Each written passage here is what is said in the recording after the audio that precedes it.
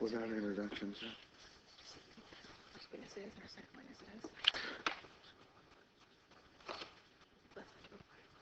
Don't go ahead and hear.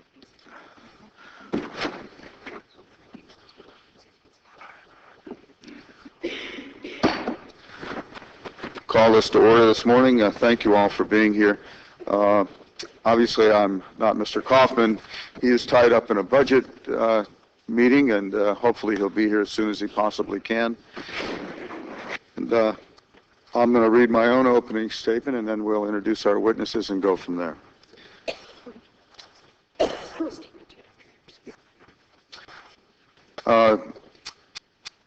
This morning we're here to talk about reverse auctions, specifically when they make sense for taxpayers as well as when they don't. Reverse auctions can be a way to facilitate competition and increase small business participation, or they can be a barrier to entry for small businesses and a means of evading meaningful competition. As I have said before, no one type of contracting methodology is inherently good or bad. It is how government uses these tools that matter. In May, my subcommittee held a hearing that looked at the use of reverse auctions for construction services, and the testimony we received convinced me that reverse auctions do not work for these contracts. Therefore, I introduced H.R. 2751, the Common Sense Construction Contracting Act of 2013, to restrict the use of reverse auctions for construction services. However, 90% of reverse auctions are for goods, not services. And today we are going to look at the other uses of reverse auctions. On Monday, the Government Accountability Office released a report that suggests that reverse auctions are not being used properly for other types of goods and services. The GAO found that last year, over 1/3 of reverse auctions conducted for agencies had no interactive bidding, the hallmark of reverse auctions. Yet agencies paid $3.9 million in fees for these auctions. Furthermore, they found that 24% of all reverse auctions were not awarded to the lowest vendor. And in 27% of the cases, there was only one vendor bidding. This raises very serious questions about who is conducting reverse auctions, how they are conducted, and for what goods and services they are being used. Despite the fact that reverse auctions accounted for nearly $1 billion in contracts in year 2012, there is no federal law or regulation that addresses the procurement methods. It seems we are making it up as we go along, and often it seems detrimental to small businesses. While 95% of reverse auctions are less than $150,000, the amount of Small Business Act reserves exclusively for small business only reaches 86% of reverse auction awards. This has become so problematic that the Small Business Administration's Chief Counsel for Advocacy has requested that the administration, at a minimum, provide a clear policy statement to the acquisition community that reverse auctions must comply with, and the requirements that contracts within the simplified acquisition threshold are to be reserved exclusively for small businesses. I'm hoping our witnesses today will help us understand the scope of the problem and what actions we need to take to ensure that reverse auctions are used in a responsible manner. Our procurement systems should be efficient, transparent, and promote competition that includes small business. I continue to believe that part of the solution to our fiscal crisis is finding ways to improve competition, thereby reducing costs. Small businesses are crucial to being part of that solution, since their participation increases competition, creates jobs, and encourages innovation. I look forward to your testimony today, and again, I thank you for being here, and I yield to a ranking member, Ms. Kirkpatrick. Thank you, Mr. Chairman, for holding this hearing today, and I appreciate your vigilance on the matter that we're examining, the reverse auction process. It's important to provide oversight on programs and processes at the Department of Veterans Affairs to ensure the funding Congress makes available is being spent efficiently and effectively. I understand that the Government Accountability Office has recently released a report on reverse auctions where they looked at what agencies are buying, how agencies are conducting reverse auctions, and the extent to which the potential benefits of reverse auctions are being maximized.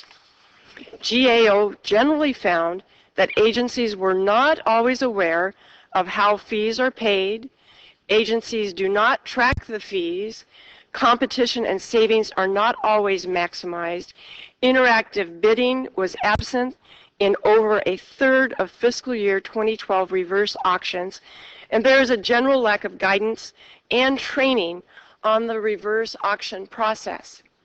Mr. Chairman, I am concerned with the findings of the GAO.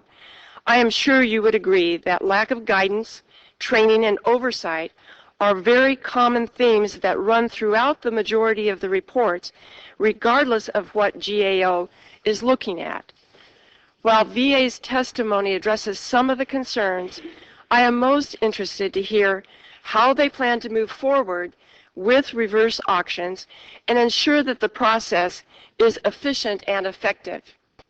According to the VA, the use of reverse auctions has increased from $78 million in fiscal year 2011 to $305 million in fiscal year 2012.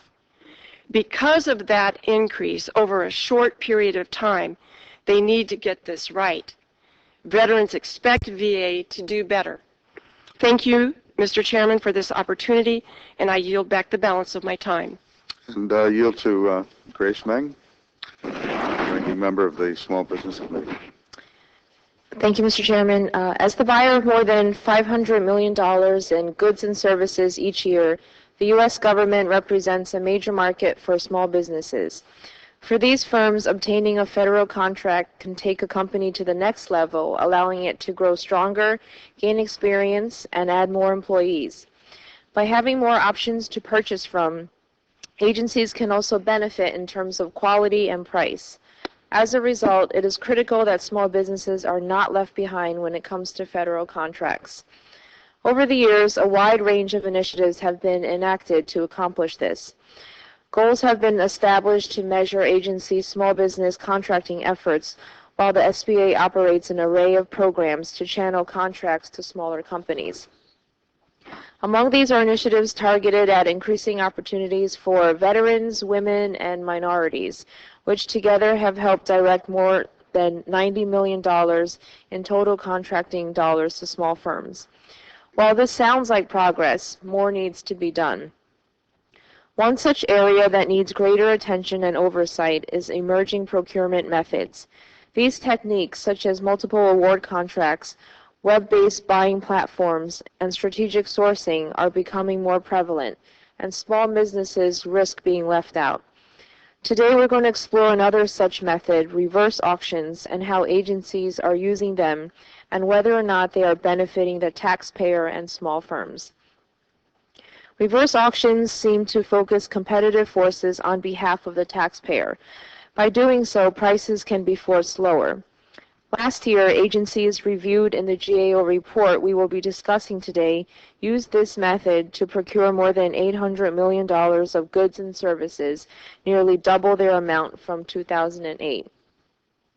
However, in part given to this rapid growth, concerns have been raised across a wide range of issues, calling into question whether reverse auctions are saving money and providing opportunities for small firms. One such issue was raised during a hearing held earlier this year in this Small Business Subcommittee.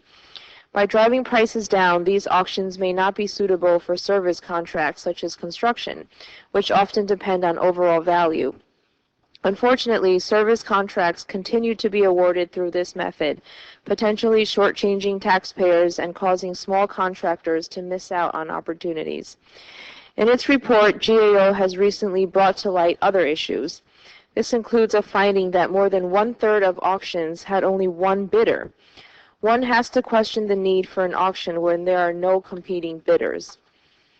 Further concerns were raised that over half of auctions were used to procure items from pre-existing contracts. In many cases, this caused the government to pay two fees, one to use the original contract and another for the reverse auction. I hope today's hearing can shed further light on how these fee structures operate and if agencies are paying more than they should be. In theory, reverse auctions have the potential to achieve real savings for the taxpayers, but in practice, we're not there yet. A first step would be incorporating regulations into the FAR and issuing government-wide guidance as the GAO has recommended. This could help address many of the concerns that we will hear about today and help ensure that reverse auctions maximize the government's value while allowing small firms to fully participate. Like other sectors, the procurement sector is evolving. Our job today is to oversee this change and make sure that it is not doing more harm than good.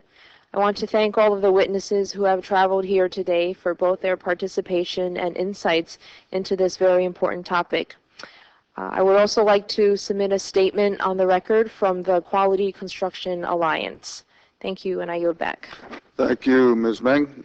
We have two witnesses on our first panel today. Mr. Nigel Carey, President of Cox Construction Company, on behalf of the Association of General Contractors. Just quickly, you have 5 minutes. We'll be a little lenient.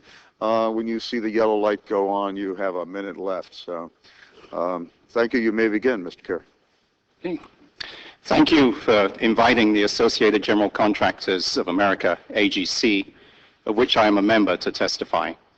AGC represents over 25,000 construction contractors, suppliers, and service providers across the nation.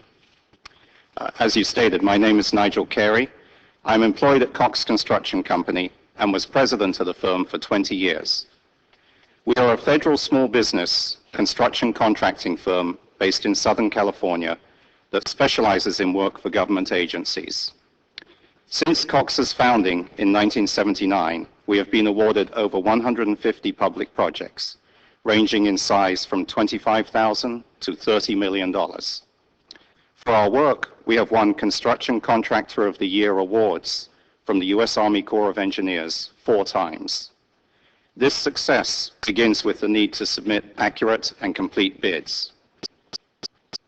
Today, I will discuss why my company and many other construction companies, both small and large businesses, do not participate in reverse auction procurements. Reverse auctions are a cost-only competition, suitable for the procurement of established manufactured goods that have little, if any, variation in their design, manufacture, or use. This definition is confirmed by GSA on the reverse auction website. Frequently asked question number 1 states, GSA reverse auction is an efficient and cost-effective platform for buying non-complex commodities and simple services. Construction, however, is a complex service. It is project-specific and inherently variable. Each contract is subject to unique requirements and conditions. No 2 construction projects are ever identical in their scope or execution. Thus, from the outset, construction services do not belong in the intended or stated use of federal reverse auctions. Furthermore, contrary to their intended use, reverse auctions do not guarantee the lowest price. Each bidder recognizes that they can provide successively lower bids as the auction progresses. As a result, a bidder has no incentive to reveal and subsequently may never offer its best and lowest price. Reverse auctions create an environment in which bid discipline is critical but difficult to maintain. As prices are lowered, a construction contractor could be faced with having to seek better pricing from subcontractors and suppliers for 20 or more components of the project. With smaller staffs and resources, a small business may not be able to keep up with the fast pace of rapidly changing prices and may inadvertently underbid a project. The risk of pricing and judgment errors in the compressed auction timeframe is huge. For this reason, my company, despite over 30 years of experience, will not participate in any reverse auction. Many other construction companies take the same position, that the risk does not justify participating. Thus, the government is receiving bids from a reduced number of companies limiting competition to the detriment of the federal government and taxpayers. This should not be news to federal agencies. Following a 2003 pilot study and report, the U.S. Army Corps of Engineers, the largest and most experienced federal construction agency, does not procure construction services through reverse auctions. We find it unfortunate and misguided that each federal agency learns the mistake of reverse auction procurement for construction on its own. This neither benefits the construction industry, small businesses, or the American taxpayer. As such, AGC holds that the only solution is for Congress to enact law that prohibits reverse auction procurement of construction services. AGC therefore supports H.R. 2751, the Common Sense Contracting Act of 2013, since this bill would prohibit federal agencies from using reverse auctions for construction contracts suitable for award to small businesses. Thank you for this opportunity to provide the views of the construction industry in this important matter. Thank you, sir. Mr. Lewis Shealy, Director of Legislative Division of the American Legion. Thank you for service, and thank you for being here, sir. Thank you. As noted in all of the opening remarks, the American Legion also recognized that in 2012, more than one-third of the reverse auctions conducted by FedBid had no interactive bidding. 76% of all auctions went to the lowest bidder. Government-wide, 23% of reverse auction contracts were either the same price or more expensive than the established GSA price, and for the Veterans Health Administration, that number was as high as 35%. In a significant amount of auctions, there was only one bid, and the agency still had to pay the 3% on top of the cost of the procurement at a total cost to the government of $4 million for these one-off awards, which are becoming increasingly of concern to the federal government. Chairman Hanna, Chairman Kaufman, when you get here, Ranking Member Kirkpatrick, Ranking Member Ming, and distinguished members of these committees, on behalf of Commander Dillinger and the 2.5 million members of the American Legion, I thank you for holding this hearing, and thank you for inviting the American Legion to share our views and research with you regarding the government's use of reverse auctions. My complete testimony has been submitted for the record, so I will briefly highlight some of our findings for you now. World War II veterans are known as the greatest generation, not because of what they did during the war, but because of what they were able to accomplish after the war was over when they came home. As these veterans came home, there were few jobs and even fewer opportunities. Companies that grew large from war production were impossible to compete with and were winning all post-war government contracts, which is why Congress introduced the Small Business Act. The Small Business Act regulates how government interacts with and protects small businesses. Coming off of the Great Depression of the 30s, the Small Business Act helped the United States get back on her feet and become the strongest economic superpower on the planet. Reverse auctions aren't in the Federal Acquisition Regulation. They weren't part of the Small Business Act. And as a matter of fact, all of the pending legislation considered before this Congress seeks to restrict the use of reverse auctions. The reasons for this are numerous. Yet the only real argument for using them is to drive down prices. Since small business accounts for almost 90% of all reverse auction bidders, it's the small businesses who are suffering the most. Reverse auction advocates claim that reverse auctions save contracting officers time by as much as 8 hours per procurement.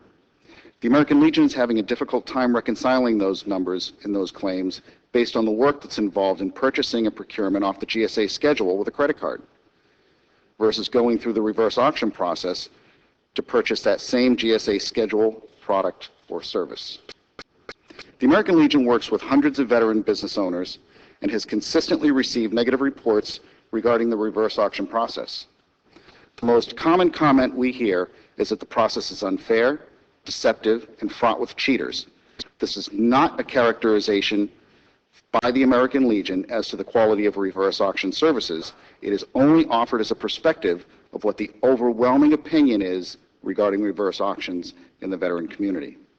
From our research, we found that the number one problem with the reverse auction system is that it poises the federal government to be in a predatory position without highly skilled, highly ethical oversight mechanisms in place to ensure that the government isn't being wrongly enriched by creating an overbearing procurement process and places reserve auctions in a continued recipe for disaster. Another concern we have is that the possibility of misappropriation of slush-funded tax dollars. Congress appropriates money for specific purchases based on forecasts submitted by the administration and agencies. If these purchases are then procured below what is appropriated, then any saved dollars should immediately be returned to the Treasury and not reprogrammed for wish list items that Congress didn't appropriate funds for in the first place. When these processes boast savings, what actually happens to that money? If it doesn't go back into the Treasury, then the American people aren't benefiting from those savings, and the professed savings aren't ever actually realized. The only way to make sure that the process is fair to guarantee that the federal government is statutorily prohibited from purchasing goods or services through reverse auction process below what is deemed to be fair market value.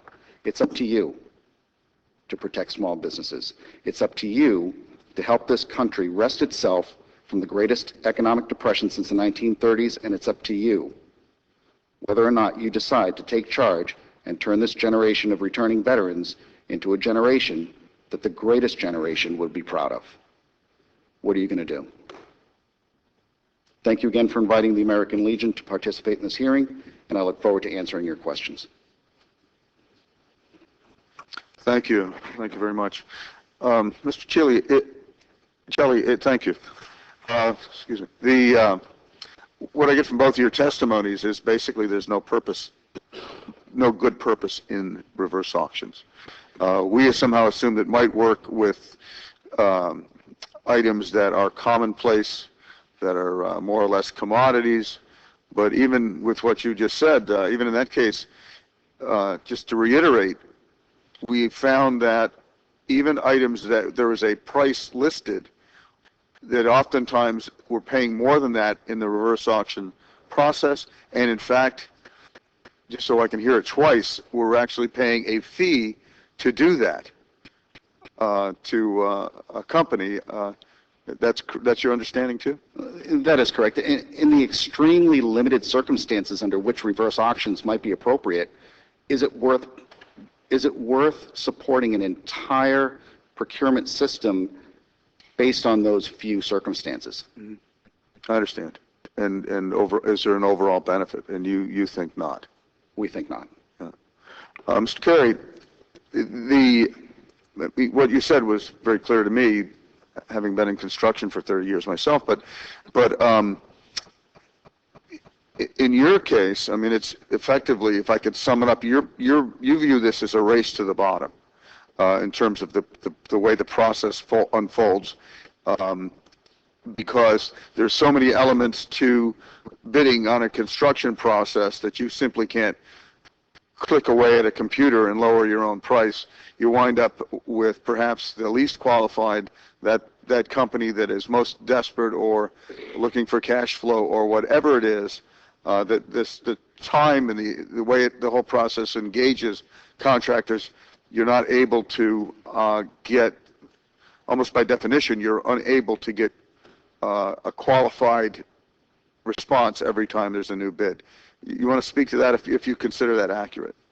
Yes, that would be accurate. The way the construction industry works, as a general contractor, we're reliant on a large number of subcontractors and suppliers who have to provide pricing for every project, project-specific pricing.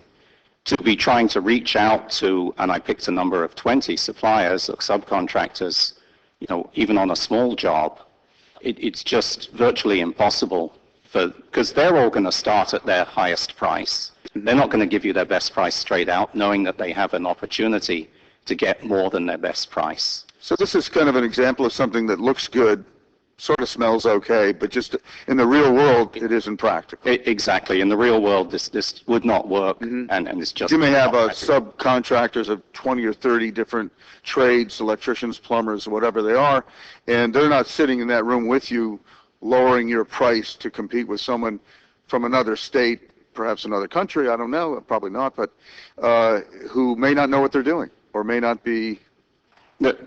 That's correct. So the opportunity for making mistakes, or for somebody to, underbid a project on the false pretense that, well, company A can do it, so I can do it for $1,000 less. So there can be a fundamental disconnect between value, outcome, and the process. Well, the reverse auction process totally ignores value, which is where most federal procurement is now looking at, is best value procurement, which is a combination of price and prior experience, or specific experience that you bring to the table for that project. Reverse auction process would completely ignore that. I'm going to yield to Ranking Member Kirkpatrick.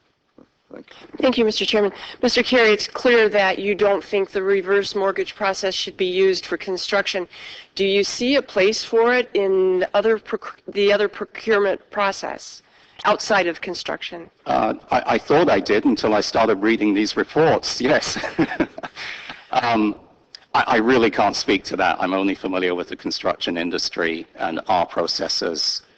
And yes, certainly on the face of it, it seems like a great idea, but as I read the reports that have been put out here, there's a lot of problems, and I think it was probably time to put a hold on this process until it can be thought through and really managed properly, if it's to continue. I'm curious about a statement in your written testimony on page 5. You say that the process is detrimental to the relationship between the buyer and the supplier. Can you elaborate a little bit on that, what you see happening there? Yeah, that's referring back to the best value proposition of construction, where, federally, on the federal side and pretty much exclusively in the private sector, a construction contract is awarded on the basis of best value, where the contractor brings his services, his team, his experience, as well as his price.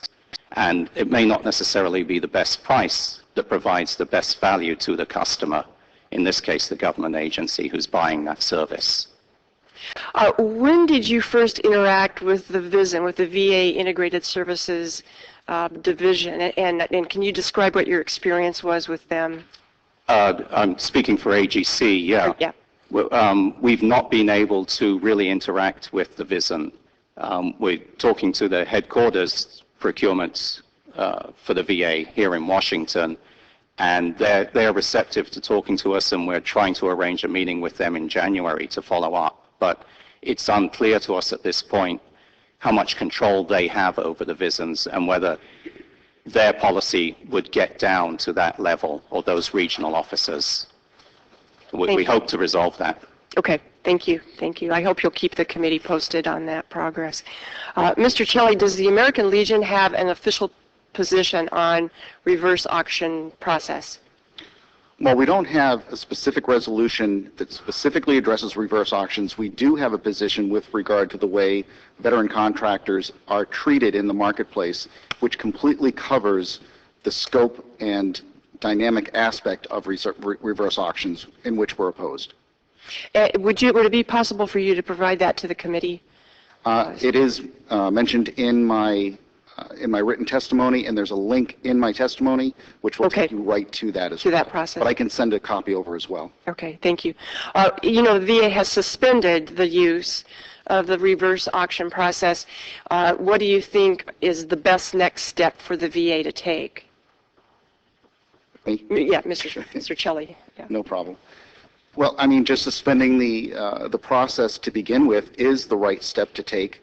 If they do plan to reinstitute the reverse auction process, I think there's an extremely large amount of oversight that needs to happen, and it needs to be done with a focus on being fair to the small business and not being, in an overbearing manner, squeezing them down to their last dime. And it also needs to reflect upon established pricing models that are already accepted throughout GSA. Would your opinion about reverse auctions change if, as Ranking Member Ming talked about, there was a standard or something put in the FAR that would give guidance on how they're to be used? I just think that we're putting too much effort behind a procurement vehicle that really isn't necessary. I think that, GSA was primarily established to provide the best possible price to the government and fair market value. So if you already have that program in place, what would be the need then to institute yet another tool to try to accomplish that same goal, and in addition, use the GSA vehicle as a means to use that new tool? It doesn't really make a lot of sense. Okay, I thank the panel for being here, and I yield back.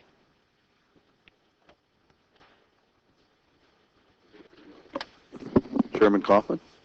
Thank you, Mr. Chairman. I just want to thank you for your leadership on this issue, Mr. Chairman, and ranking member as well from both the Small Business Committee as well as the Veterans Committee. Mr. Carey, how has the fact that OFPP has not provided any guidance on reverse auctions affected how they are implemented? We see that as a big problem because agencies, as you get down regionally, to the smaller levels, are going out seeing no guidance on this and really nothing from stopping them to do it, using reverse auctions in situations where they're just not appropriate.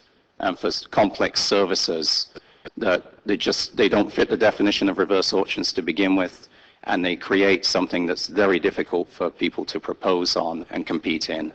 Do you think that in terms of VA's procurement, is there anything that they do in terms of procurement that would fit this current reverse auction system?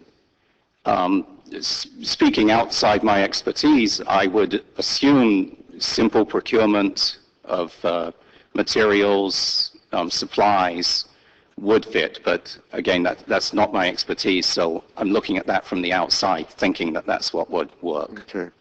Mr. Selly, how does the Legion Small Business Task Force view reverse auctions? Overwhelmingly, the American Legion Small Business Task Force is against small auctions and extremely... Reverse auctions. Reverse auctions, sorry. And extremely distraught by them, overwhelmingly, without fail. We couldn't find one business owner who thought that reverse auctions, even business owners that are in our Small Business Task Force that have been successful using them, do not think that they're a good use of their time, their effort, their money, or a good value for the government. Okay. Thank you, Mr. Chairman. I yield back.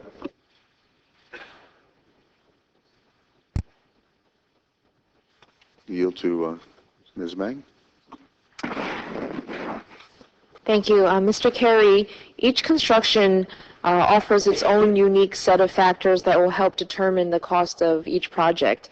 For example, a company constructing a building in my district in New York will not face the same conditions as a firm that has a project in Florida.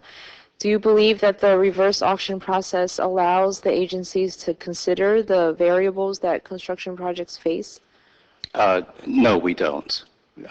Again, being purely price-based, it does not take into consideration the experience of the company proposing and the team that it would bring to that project. And those are really vital components in the award of an overall best value award for any construction project. Thank you. Mr. Celli, with the unemployment rate still hovering around 7%, it's vital that we use tools that spur job creation. In your testimony, you discussed concern that reverse auctions will lead to decreased employment opportunities for veterans. Can you please explain why this would occur? We'd be happy to. The reverse auction process is probably perfect for that single entrepreneur sitting in the basement in front of a computer passing goods and services from the distributor directly to the federal government. That does not promote any type of overhead. So the businesses that thrive are the businesses that are able to hire more personnel, hire more veterans, and grow their business to such a degree that they can offer a greater scope of products. So if the government is going to continue to try to beat small businesses down to their last dollar, the result is not going to be small business growth. It's going to be decline, and therefore they're going to hire less veterans. What are some examples or procurement methods you believe would allow small businesses to grow and hire more veterans? The procurement processes that are in place, and make no mistake about it, there's no simple way to procure goods and services for the federal government. It's an extremely legally difficult process, but those businesses that are able to get through those hurdles to get a GSA schedule, to successfully bid on a project, those are businesses that have been proven that they have a strong business and a good handle on the procurement process and an understanding of the way the laws of the federal government work, specifically with regard to the federal acquisition regulation. So, the federal government already has some very successful tools that they're using. We haven't found that the reverse auction process promotes that. As a matter of fact, what it does is it then opens up competition to businesses that have not been tested, that have not been through that process, and it possibly opens up the federal government to businesses that cannot perform. In your opinion, what is the number one challenge, an example of problems that your members are personally facing when it comes to the process? The reverse auction process? Yep. Specifically, that the reverse auction process can, when it's a common item, drive the final winning price to below market value, and in many cases to below the actual cost of the item for that vendor. That is the single largest complaint that we receive and the single largest challenge. And we see that in many cases disrupting the relationship between the distributor and the manufacturer. If it's an open competition and I'm a distributor for XYZ Corp and I'm an authorized reseller, I buy it from the manufacturer at $10. I have to sell it at least $10 and a penny in order to make a profit. But if the manufacturer is able to compete in that same process, they can easily sell it for $9.99, at which point I can't even compete. And if I do, if I compete at the thought process that I'm going to use this as a loss leader just to get some government get some government attention and maybe sell consumables that support that product later at a higher price, it becomes a shell game. Thank you. I yield back. Yield to Mr. Rowe. Thank the Chairman for yielding. I apologize for being a couple minutes late. We got some bad intel and started off in the Rayburn building this morning hunting for this meeting, so I apologize for that. And Mr. Chairman, I would like to submit for the record the statement of the National Electrical Contractors Association, if I could. Without objection. I thank the Chairman. Let me, I guess, help understand for me a little bit better. I love eBay, and I'm trying to understand, and I love buying guitars. So I will bid on some guitars, and sometimes you'll see one out there that the price is not right, and you'll get no bids. And what I'm trying to figure out, and I do understand there are products out there that you purchase that have almost no margin. I get that, and that's a tough business to be in when you're at a very low margin business. And I guess what I'm trying to understand is, in FedBid, the concept I like, because it allows you to find as you pointed out, the best product at the lowest price, which is what we should be trying to do. But it isn't working. A third of the bids, when I read the material this morning, only are a single source bidder, just one bidder. And eBay you can turn down if you don't meet a certain value, and I'm trying to understand what we can do. If you don't hit the price that the seller's willing to sell it for, I mean, obviously you could buy a $4,000 guitar for $2. I'd buy as many of them as I could get. But the seller's going to say, this is worth that, and I'm not selling it below that. Is that something you could do in Fed bid? And just for you all, Mr. Carey, you also, why isn't this working? Because my instincts tell me it should. It works phenomenal on eBay. You can find out around the world what something's worth. You can get the value of it. It might not be what the seller thinks the value is worth, but what the market will pay for that particular item. Why isn't that working? Well, Dr. Rowe, I think that you brought up an excellent analogy. And eBay, if you remember, those of us who were around when eBay first started, it became almost a fever to bid.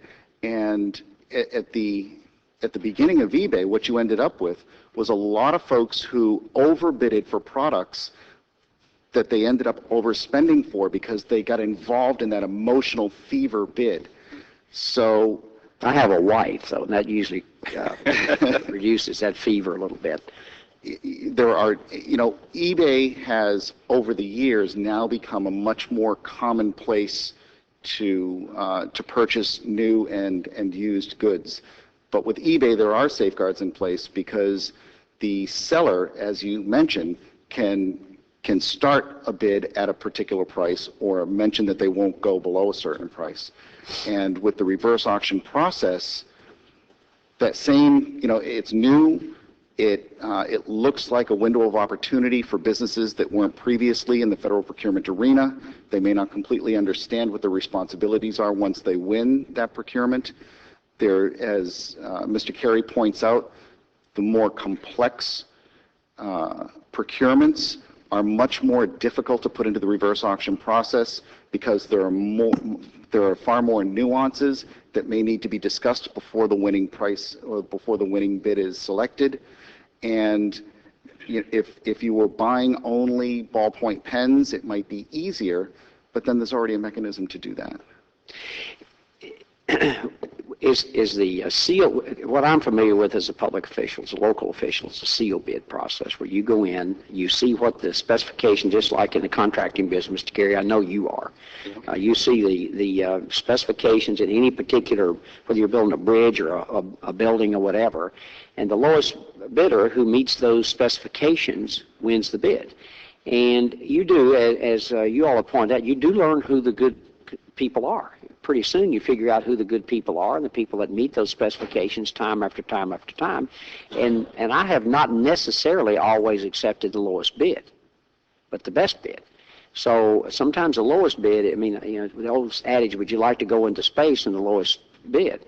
I think a lot of times we don't do that, and we do it for a reason because our experience tells us that the lowest bid may not be the best bid. Is that a process that could work, where you just have a sealed bid, Friday afternoon, 1 o'clock, you open the bids, the lowest bidder meets specifications, gets a contract? That would be the traditional way of procuring construction services, yes. It's worked for years.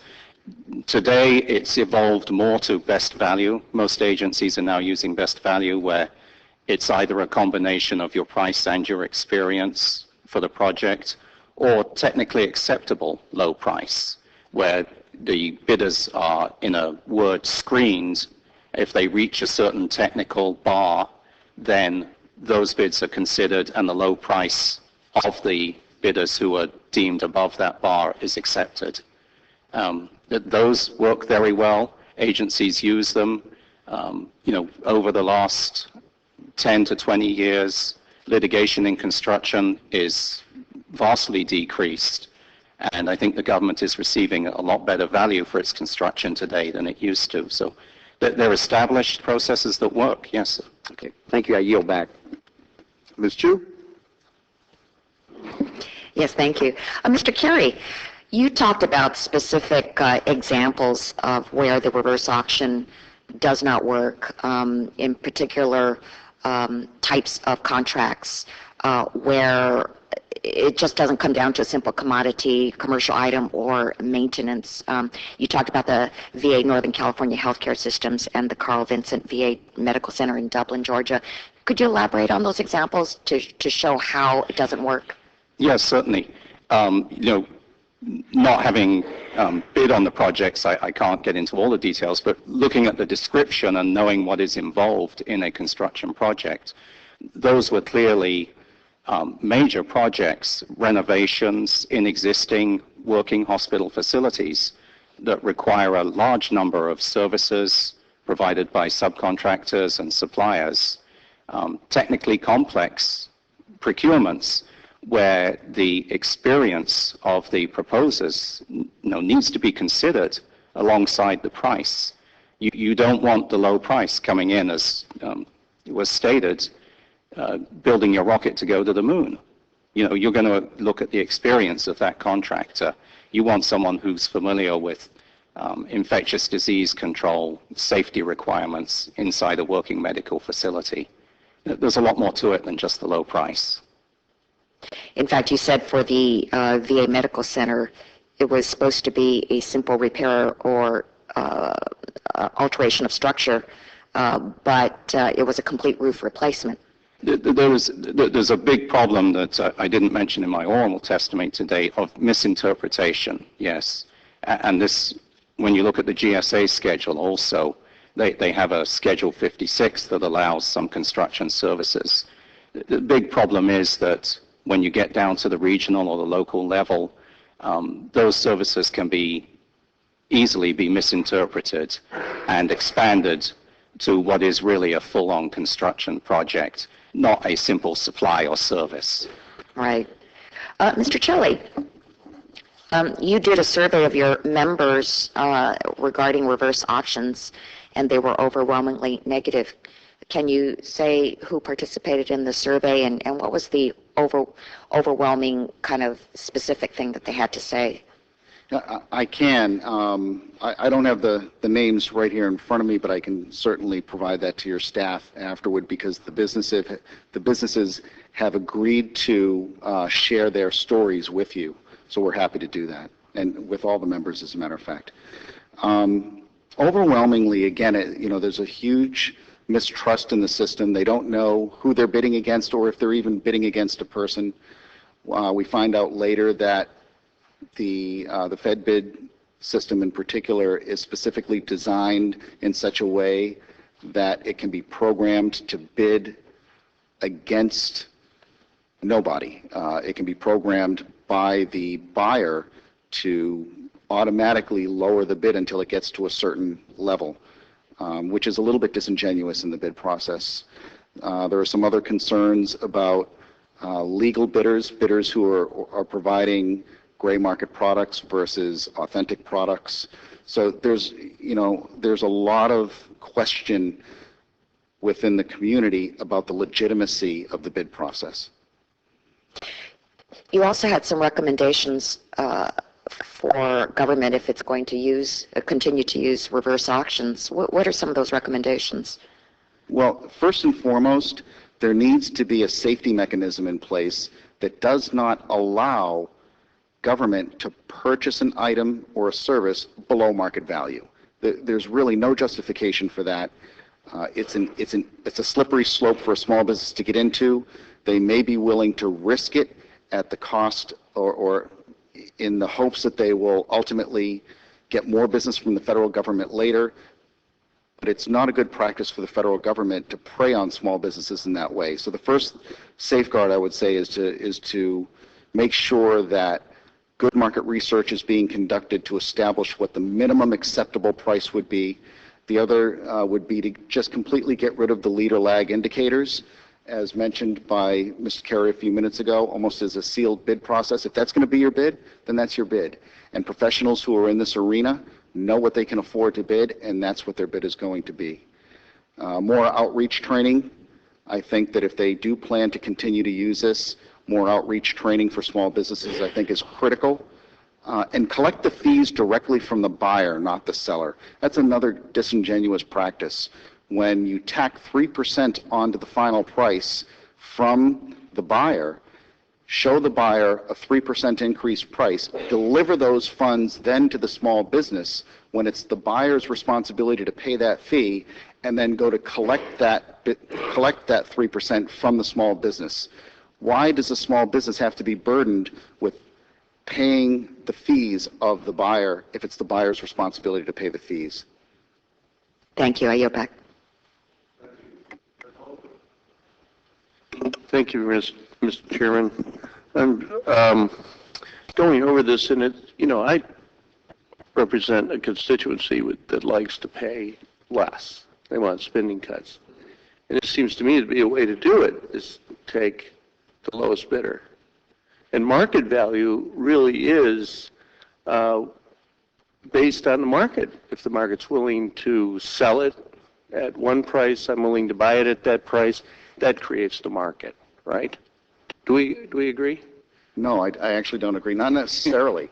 Okay. And the reason that I disagree is because when you throw outliers into the equation, you then distort and warp what the true market value actually is for most people when you have one or two that are willing to subvert their own pricing structures simply to get into the market. And again, it poises the federal government as a more overbearing, monopolistic type of buyer. And that's not the responsibility of government. Okay, and I understand and I agree with you. But so how does, Mr. Carey, can you elaborate on how the private sector deals with this? Because they want to maximize profits, they want to get, but at the same time, they also want performance, right? Yes. And that's a big question, because in my district, I have people that are, they can build a better product or the same product meeting government regulations or specifications, but aren't necessarily getting the contract. And then that contract, in some cases, is going to the lowest bidder who can't perform.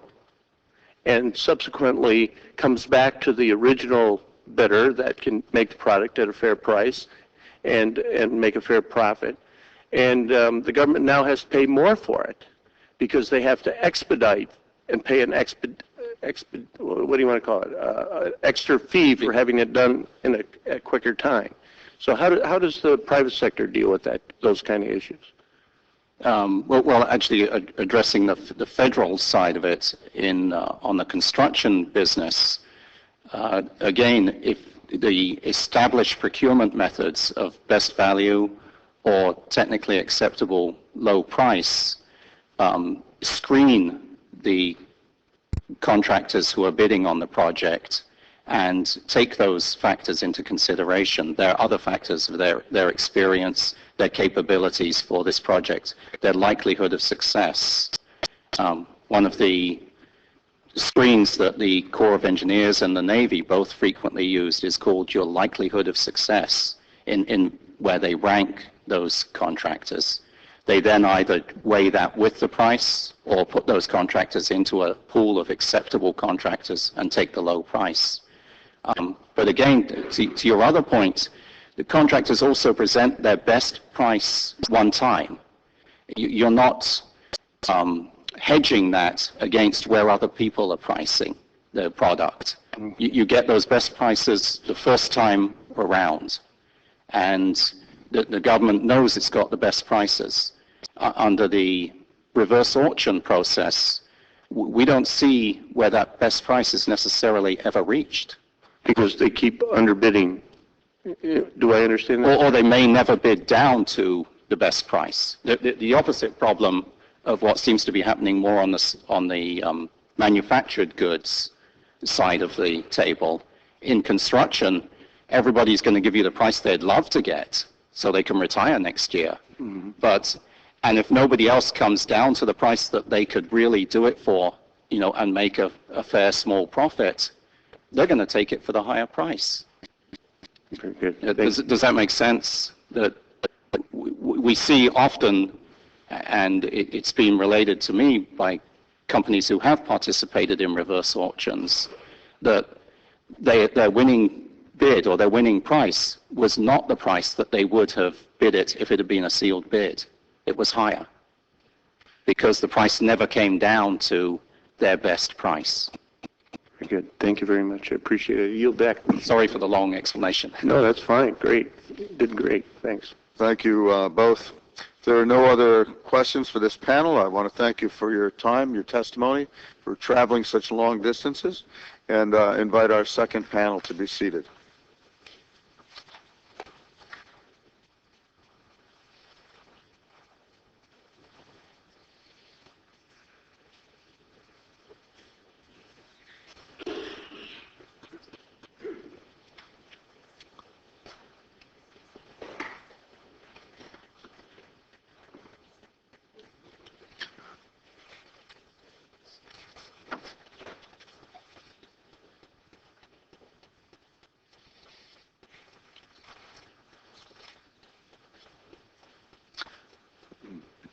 Thank you. We will hear in a moment from Ms. Michelle Macon, Director, Acquisition and Sourcing Management, Government Accountability Office, Mr. William Sisk, Deputy Commissioner, Federal Acquisition Service, General Services Administration, and Mr. Major Clark, Assistant Chief Counsel for Procurement Policy, Office of Advocacy, Small Business Administration. Ms. Macon, you may begin. Chairman Kaufman and Hanna, ranking members Kirkpatrick and Ming, and members of the subcommittees, thank you for having me here this morning to discuss reverse auctions. My statement today is based on a report we issued just 2 days ago, and our work focused on the 4 agencies that had about 70% of the reverse auction activity in 2012. These were the Departments of Veterans Affairs, Homeland Security, the Interior, and the Army. First, I'd like to discuss trends. And you'll see from the chart that clearly trends are on the rise here. Over the past 5 years, there's been a 175% increase in use of reverse auctions for these 4 agencies, with over $800 million in contract awards in 2012.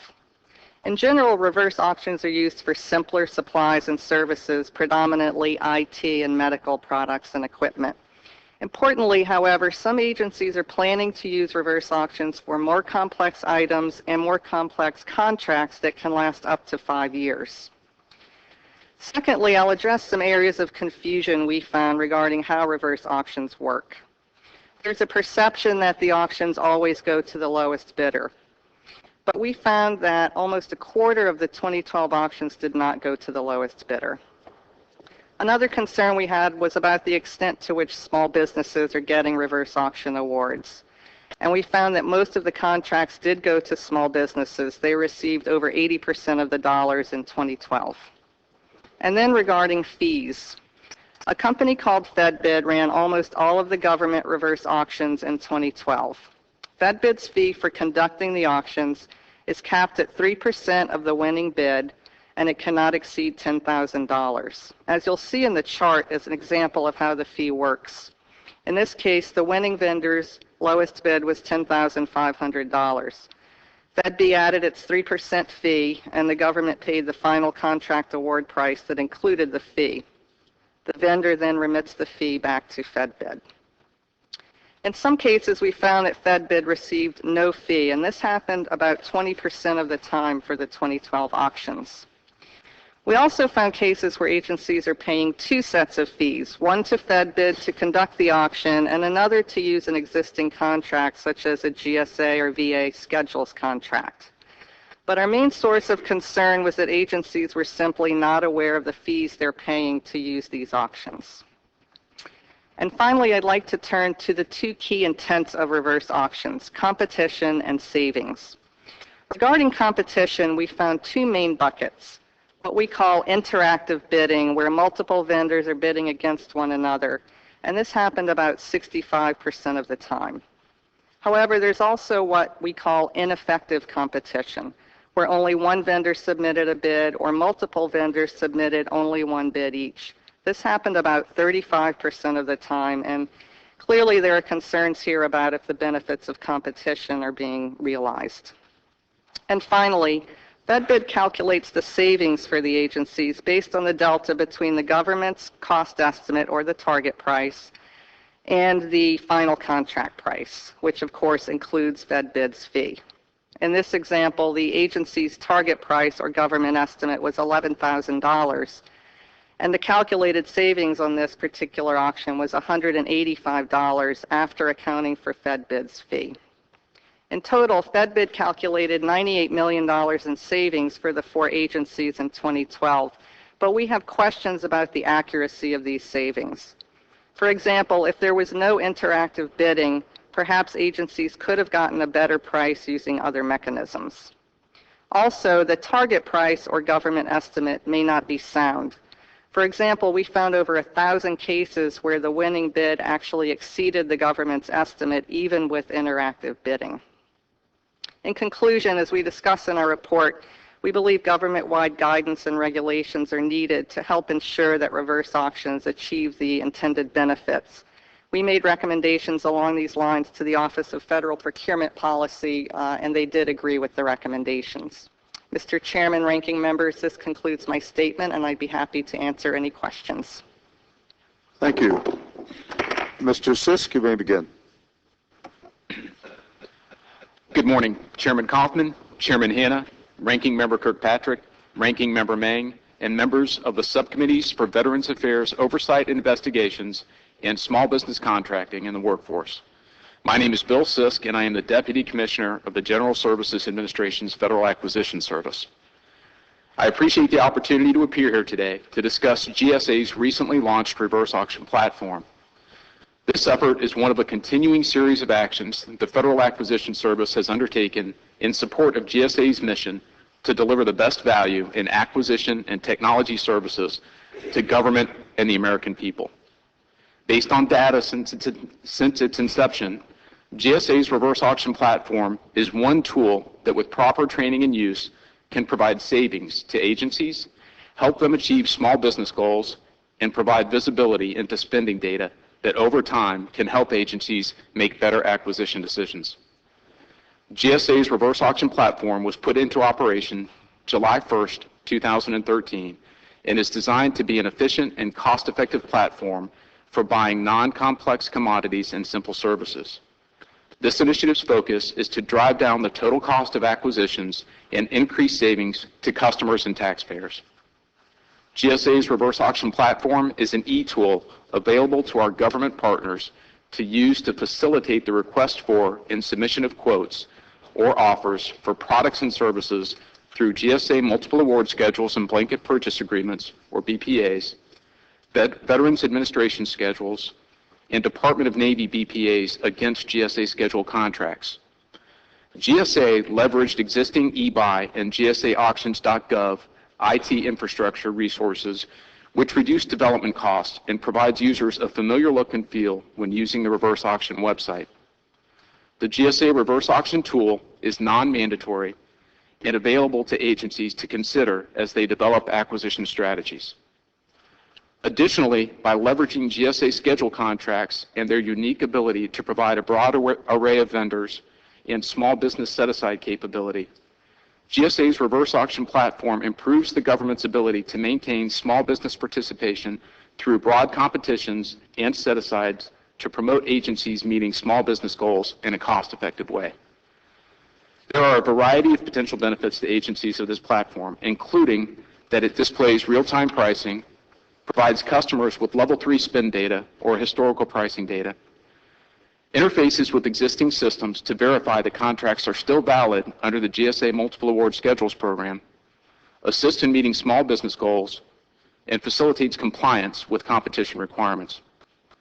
While agencies may realize these benefits, it is also important that the reverse auction platform be used appropriately.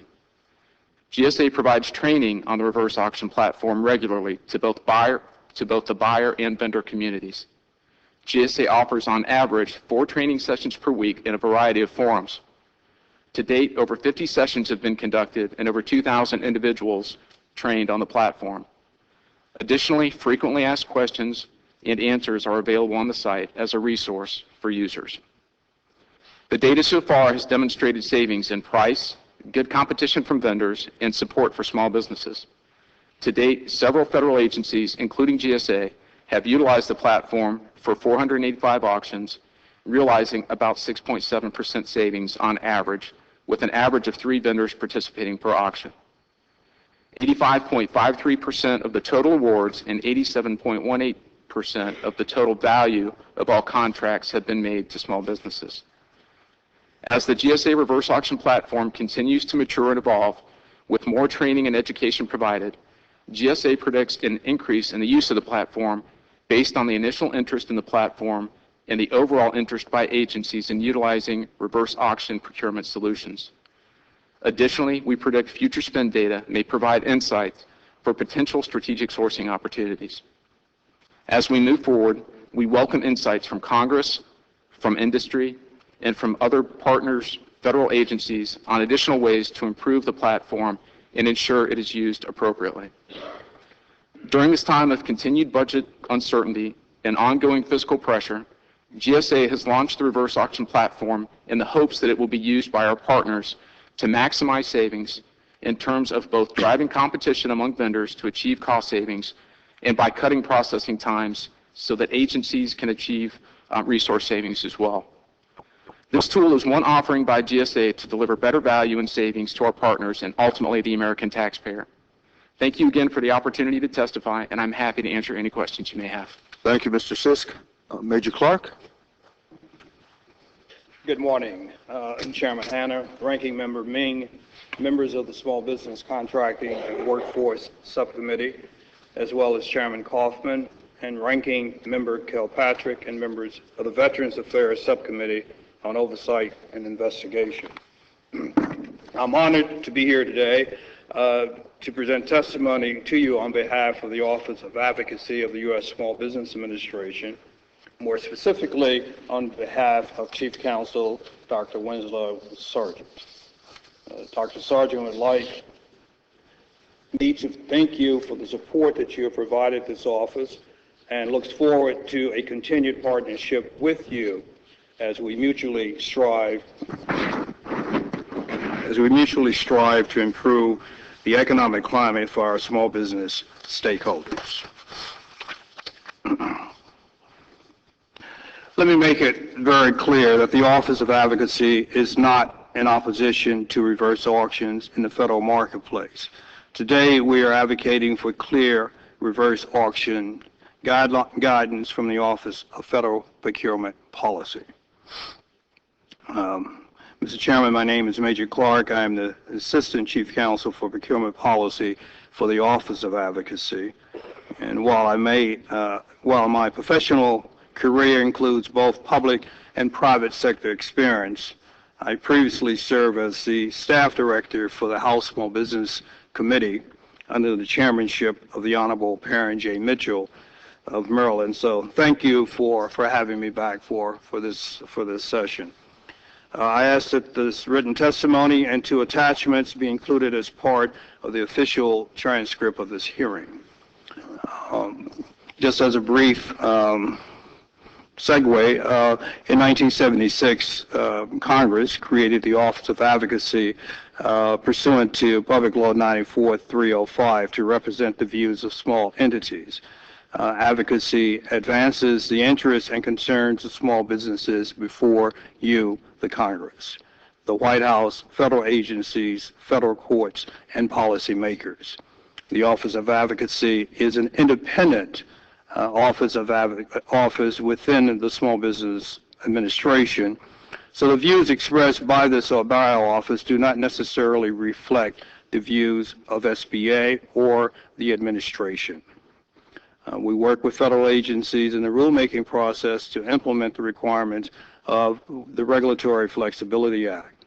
This RFA requires federal agencies to consider the effects of their proposed rules on small businesses and other small entities, including small governments and small nonprofits.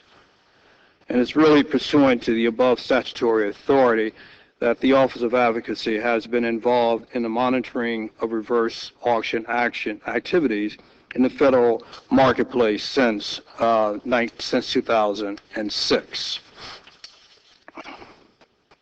There are actually 2 letters that I asked to be included in the as part of the written testimony.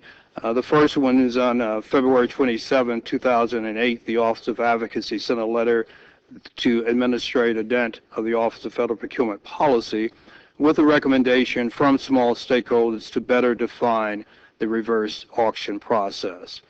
And again, I ask that that attachment be included as part of the record for this proceeding. The second attachment is a more recent letter to Administrator Leslie Field of the Office of Federal Procurement Policy, dated January 21st, 2012. And this letter is from Dr. Sargent of the Office of Advocacy. And again, this letter expresses the concerns as conveyed to us regarding some of the negative impacts of reverse auctions on small businesses and asking that the Office of Federal Procurement Policy come out with clearer, more defined types of guidelines so that our small business stakeholders would clearly be able to understand the process as a attempt to play in the federal acquisition marketplace. Now, in addition to those two letters, we held, the Office of Advocacy held a procurement roundtable in Seattle, Washington, in which a small business stakeholder very vividly expressed to us the problems she experienced with the reverse auction process, and some of those things are stated in the testimony. And in addition to that, we also have been part of a process with the Federal Procurement Office of Federal Procurement Policy, in which small business stakeholders have presented their concerns to this office. So we're concerned with clear guidance. We think the guidance should clearly place a definition on what constitutes a reverse auction.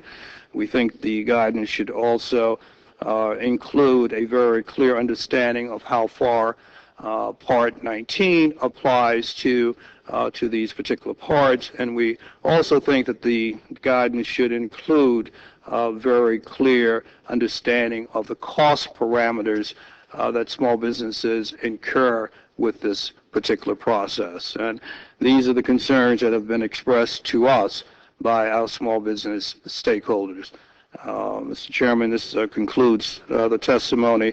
Be happy to answer any questions that you may have. Without objection, everything you mentioned will be added to the record. Ms. Mencken, in your testimony, you mentioned that non-complex procurements, assuming for the moment that might be a construction contract or something like that, don't necessarily work well. Would you like to elaborate on that? As you know, that's what we heard from the previous testimony.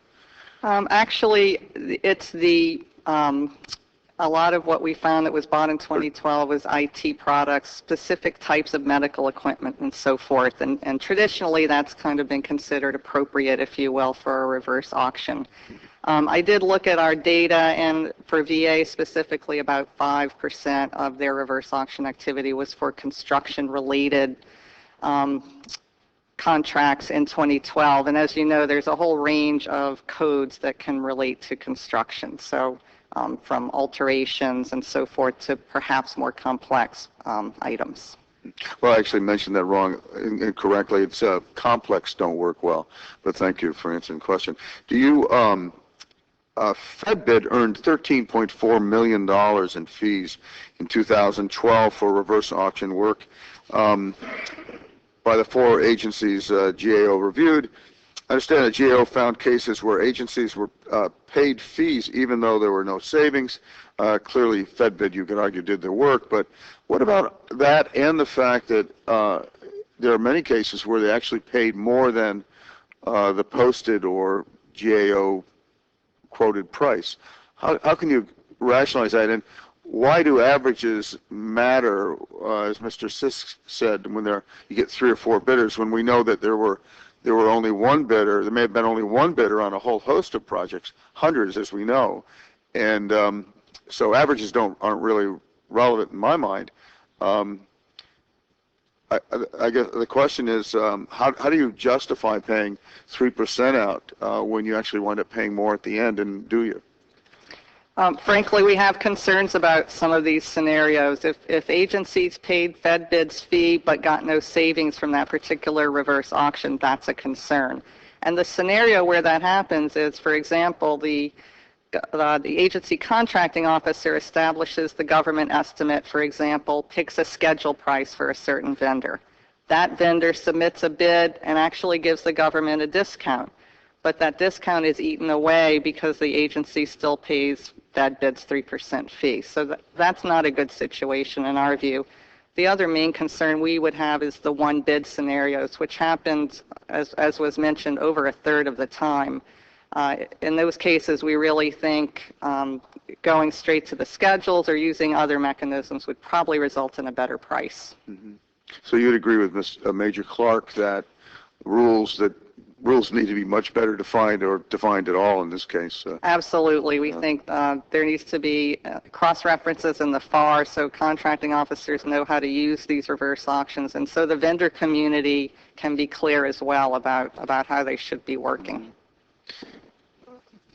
I think we are about to put a slide up. Thank you. This is the website that shows that FedBid is a contracting office of the Department of the Army.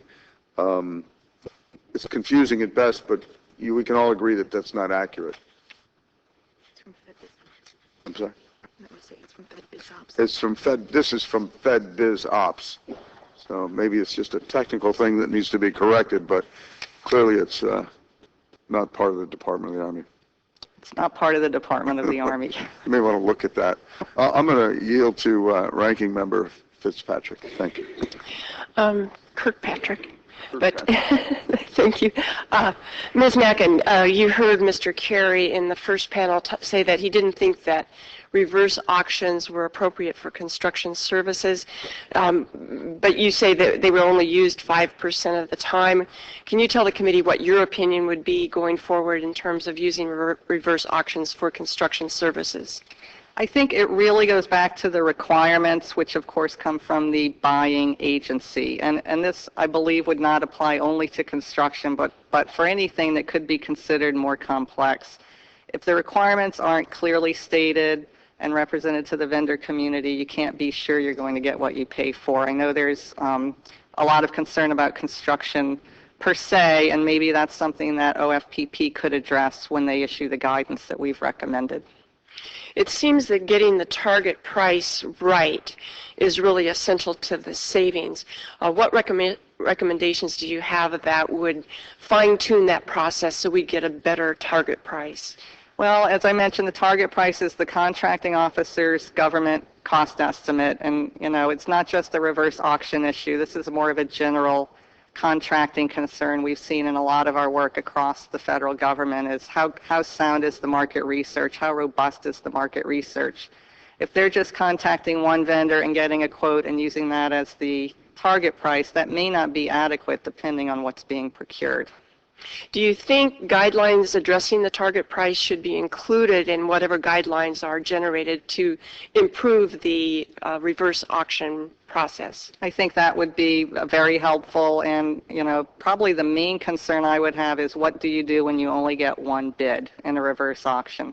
Do you proceed as we saw and just award the contract at that price, or do you maybe reconsider maybe a reverse auction isn't the best bet here for various reasons? I have a concern that in your testimony that the agencies are not tracking this process. What needs to be put into place so that they can track? Why is that happening? Yes, we were frankly a bit surprised to find that agencies didn't know how much they were paying FedBid and fees. They didn't know how much duplicative fees, for lack of a better word, they were paying when they were using a schedule contract, for example, through a reverse auction.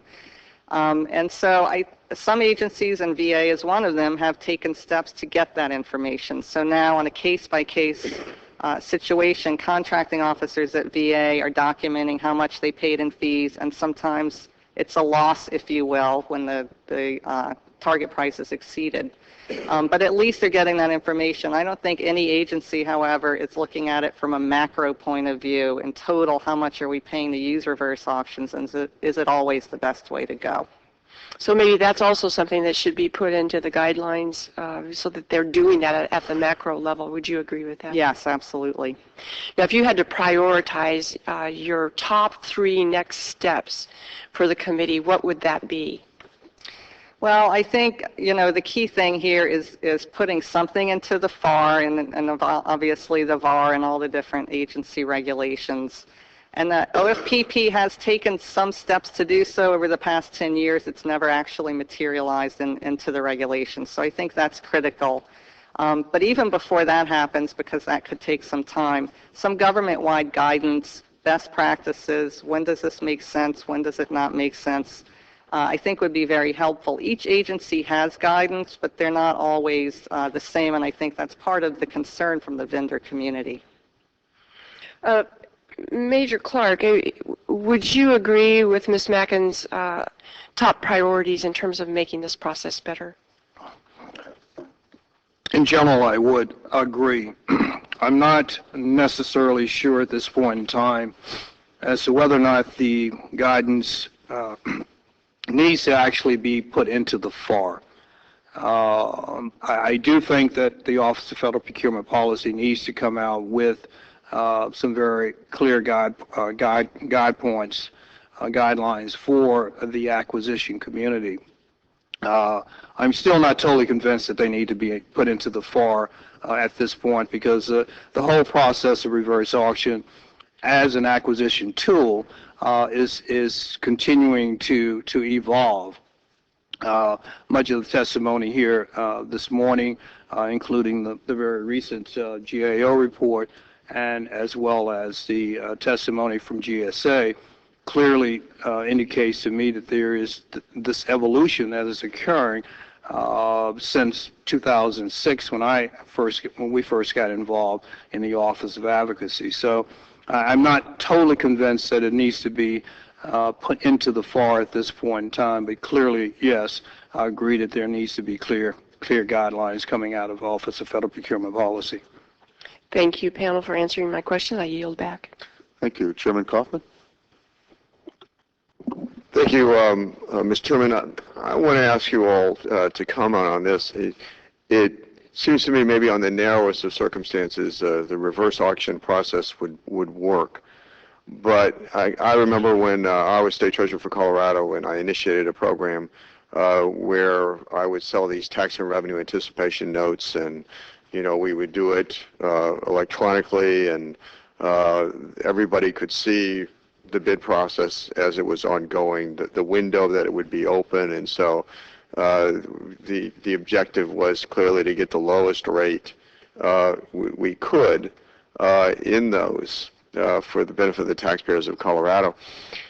But that was, it was so simple that there were no variables other than the interest rate, but the amount of money was the amount of money that we were going to put out in these tax and revenue anticipation notes. And so here you have a lot of variables in terms of, certainly what the quantity is, but there's a lot of qualitative measures. How do you account for those in a reverse auction process? Ms. Macon, why don't we start with you? Well, I think, again, it goes back to the agency contracting officer. They're really the linchpin to making sure this works properly. And so in their solicitation and their requirements, which are then posted on the reverse auction site, they need to make those variables very clear. And if it doesn't seem appropriate for a reverse auction because it does seem like it's getting too complex, maybe they need to reconsider. And that's one concern we have. Some agencies are perhaps not mandating use, but strongly encouraging reverse auctions to be used. And I think it needs to be more considered depending on what's being procured. Yes.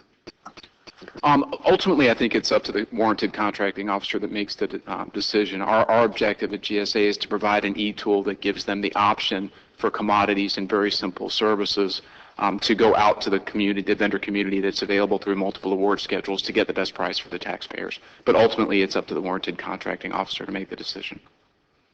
Mr. Clark. I would agree that it is up to the warranted contracting officer to make that decision. I would, however, continue to place a caveat that that decision has to be couched within the context of the existing FAR and statutory provisions that deal with small business. And again, I'm specifically referring to FAR Part 19 that deals with awarding and reserving contracts for small businesses at certain dollar thresholds. And I would hope that the warranted contracting officer would actually take this into consideration when that decision is being made. But that is the benchmark of everything as we see it, and that is, how are they complying with the various small business provisions.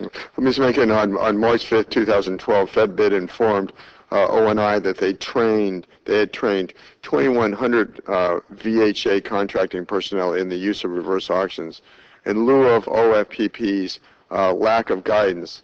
Does this concern GAO? We did hear from different agencies that FedBid was doing training and that did increase in the fourth quarter when, of course, spending tends to go up. It depends on what the training was. If it's just the mechanics of how to use this reverse auction tool, that's one thing. But I think, again, to avoid crossing into that inherently governmental realm, the agency contracting officer needs to be completely in charge of writing the solicitation, determining the pool of vendors that will compete for the reverse auction, and making the final award determination. Ms. Mencken, according to VHA Health News article, a government employee bought the reverse auction process, quote, with her when she transferred to VA from another agency, unquote. According to her, quote, it's free to the government, everybody wins, unquote. Is that an accurate statement?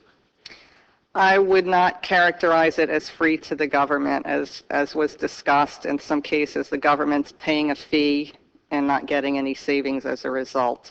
So again, it really goes back to the government agencies tracking this information and knowing what they're paying and what the cost benefits are of using this tool. Thank you, Mr. Chairman. I yield back. Thank you. Ms. Chu? May? I'm sorry. Thank you. Question for Mr. Sisk. JSA schedule contracts are negotiated with the intent of achieving the contractor's most favored customer pricing, the vendor's best possible price for the goods or services.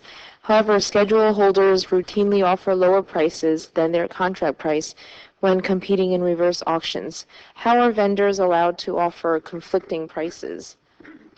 Well, the multiple award schedule price that has been determined to be fair and reasonable, you can always negotiate down from there. And so that is permissible within the multiple award schedule program for vendors to offer a cheaper price. Do you think it should raise a red flag as to the ability of the vendors to fulfill a requirement when their bid is below the most favored customer pricing? Our mission is to always get the best price that we can for the government. Sometimes vendors get a better price from their distributor. Sometimes they've been able to lower their overhead. And so the schedules price that is established when we negotiate that contract initially is that the price is fair and reasonable to put sort of a ceiling price in place. But again, if we have competition amongst the schedules holders and we can get a better price for the government, then that's our goal. And your agency recently unveiled its own system for conducting reverse auctions. There are those that have voiced concerns about the current systems out there and the ability of vendors to use them. How does it compare to those that are available through private sector contractors? A couple of things that are a little bit different about our program. First, it's run by a government agency, so we have government contracting officers looking at what is available through that program. It's also based on the platforms that we have available for our e-buy system, which is a system for government contracting officers to go out and get quotes from schedule holders. So they can use their same sign-in information to get into our reverse auctions platform as well. It's another tool that's available for them. In addition to that, we also have visibility over all the prices paid through this system. And so we hope that that information can help us educate government contracting officers in a better way going forward to get the best price for the taxpayers. Mr. Clark, in recent legislation, Congress added a type of bid listing protection in limited circumstances for subcontractors who are used by prime contractors in their bid proposal. What the language does, it requires that the named subcontractor can't be replaced without the contracting officer's approval. And if it does happen, subcontractors who are replaced without cause can now complain to the contracting officer. Do you agree that it would be good to implement major subcontractor bid listings for all federal contracts if it would protect subcontractors from post-award substitution without cause? Would you mind repeating that for me, please? Do you agree that it would be helpful to implement major subcontractor bid listings for all federal contracts if it would protect subcontractors from post-award substitutions without cause? Yeah. The answer to your question is yes. The Office of Advocacy has, over a period of years, been expressed concern with the process in which small business subcontractors have had to endure in the federal marketplace. So if this provision actually provides that level of protection, just is one more level of protection that our small businesses need, that type of protection is much needed. Thank you. I yield back. Dr. Rowe? Thank the chairman for yielding, and also I failed to mention thank you for holding this hearing today. Also, just a couple of quick questions. One, do you think that the Fed bid reverse auction should continue in its current form, and if not, what would you replace it with?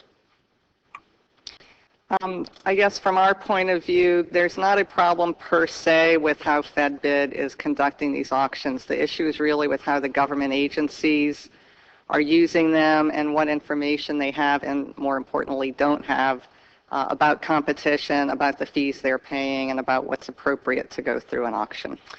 I think I'm going to stay with you for just a second, and Mr. Sisk, I want him to chime in also on that question. But I think you made a very important point, and so did Mr. Clark, about the simplicity. And in other words, if you're bidding out with my medical background, tape, IV solutions, gauze, those kind of things, splints, whatever, that's pretty simple stuff.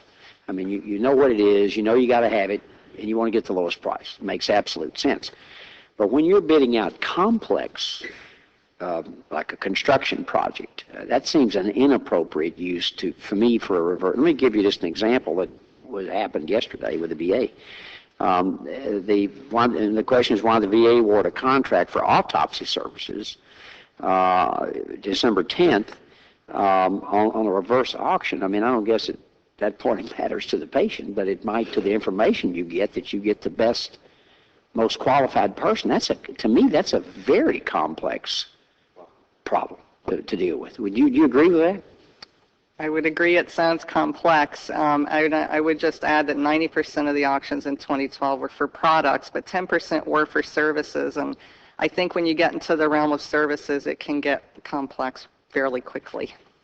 I think maybe that's something, and I think basically Mr. Clark pointed out the parameters should be really narrowed here. And I think Mr. Sisk also, what you've done is you have some very narrow parameters in what you're using reverse auction for. I can certainly see where it would work, but when you then expand it to something as complex as an autopsy, that doesn't seem appropriate to me. Mr. Sisk. Thank you. Certainly when we set up our tool, it was envisioned to be for commodities and for very simple services, for multiple award schedule vendors to compete for the business, and we set the system up with our existing resources based, funded out of our industrial funding fee. So, but it's for commodities and for very simple services, yes. I yield back, Mr. Chairman. Thank you. Thank you for your testimony today. I appreciate your time and energy and the travel, although most of you are local folks, I assume. And I invite Mr. Kaufman to take his place as chairman, and he'll introduce the third panel.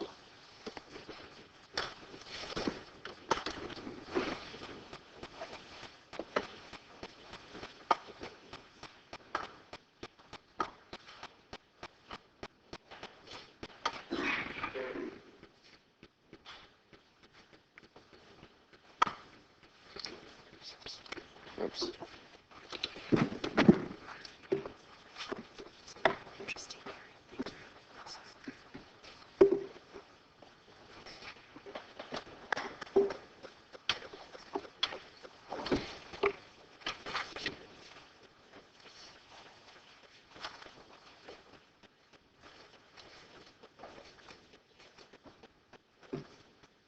Where's the statement?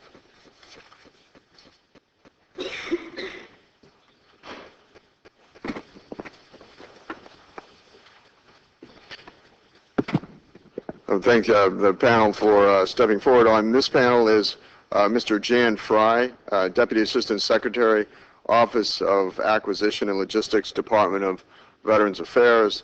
Mr. Fry is accompanied today by Mr. Philip Metkowski, Assistant Deputy Undersecretary for Health for Administrative Operations, Veterans Health Administration. Mr. Fry, you are now recognized for 5 minutes.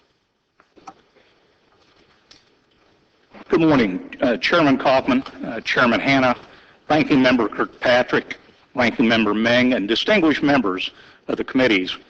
We are pleased to appear here this morning to discuss VA's process for establishing and maintaining accountability in its use of reverse auctions. I'm accompanied today by Mr. Philip Metkowski, Assistant Deputy Undersecretary for Health for Administrative Operations. Reverse auctions currently represent less than 5% of VA's simplified acquisition transactions. VA supports the use of reverse auction tools when appropriate. When used properly, they can result in both time and dollar savings, benefiting both the department and the American taxpayers. As the Senior Procurement Executive, I have policy and oversight responsibilities for the department's procurement activities. My office has issued policy outlining appropriate use of reverse auction tools and performed compliance reviews on reverse auction transactions. Since VA's procurement activities operate under a decentralized organizational structure, implementation and execution of reverse auctions falls to the heads of contracting activities for the various administrations and staff offices. VHA's HCA has also conducted oversight reviews of reverse auction transactions, which resulted in similar findings to those performed by my office. The non-compliant issues identified in these reviews are the same as those found when reviewing other contracting methods. With a few years of experience behind us and the data associated with these transactions available for analysis, VA is evaluating the value proposition of reverse auctions. Specifically, VHA is crunching the numbers in an effort to evaluate whether the dollar, time, and process efficiencies estimated by the advocates of these tools are being realized. Efficiencies alone cannot be the only measure of value. The reverse auction process is also being evaluated to ensure compliance with regulation and policy. VA is aware of the concerns voiced by some small businesses about reverse auction service providers. Meeting small business goals are a priority for the department. This is evident in the results. In FY 2012, VA conducted 7,587 reverse auctions, representing approximately $305 million in total dollar volume. 79% of that total went to small businesses. The department has exceeded goals for small businesses since FY 10, with the total reaching from 35 to 37% of total obligations. In FY 2013 alone, over $6.5 billion was committed to small business. VA continues to monitor the efficacy of reverse auctions and adjust our policies and processes to be in line with the results of our reviews and business outcomes. Through this monitoring process, VA will refine its use of reverse auctions and enable it to identify when to use it most effectively. As a result of these actions, VA established and is maintaining a culture of accountability with regard to the reverse auction process. I appreciate the opportunity to testify today, and I'm happy to answer any questions the committee may have. Thank you, Mr. Fry. Mr. Metkowski, are you and VHA required to follow the reverse auction policies and guidance released by Jan Fry as VA Senior Procurement Executive? Yes, sir, we are. Okay.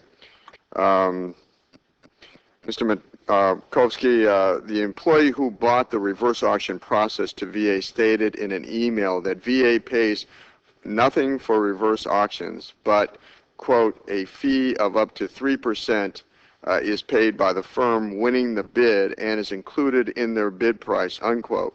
Now, doesn't that indicate that up to 3% will be added to the contract and therefore VA pays up to 3% for the use of reverse auctions? I think it's a two-part answer, sir, if I may. The the annual fee we pay to the firm that hosts the reverse auctions is $1. The reverse auction process itself, as I understand it, the bidders will have a published price. Contained in that price is the fee to the reverse auction contractor. So when, in effect, we find that final price, it contains the fee. To say that we don't pay a price for that is technically inaccurate. The price for that reverse auction is built into the price we see. Mr. Fry, did anyone ever bother to validate reverse auctions when they were introduced to VA? Could you repeat that again? I'm sorry. Did anyone ever bother to validate reverse auctions when they were introduced to VA? With regard to prices paid, savings? Savings. One of the things that we noticed in 2012, when we put a moratorium in place, in March of 2012 to be exact, was that the prices that were touted as savings, or the savings values, were being provided by the reverse auction firm, FedBid.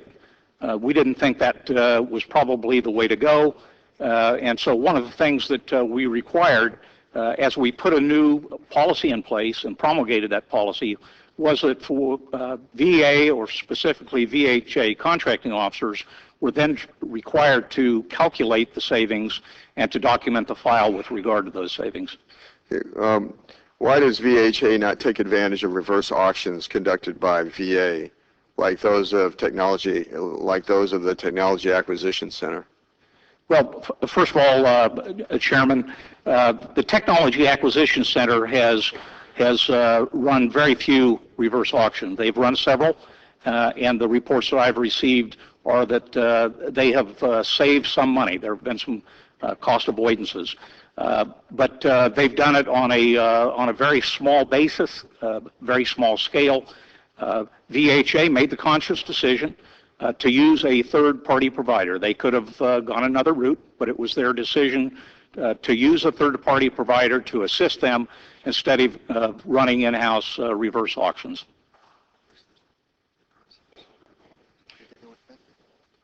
So, Mr. Mitkowski, let me refer back to you again to explain to me why you went with FedBid. It doesn't make sense.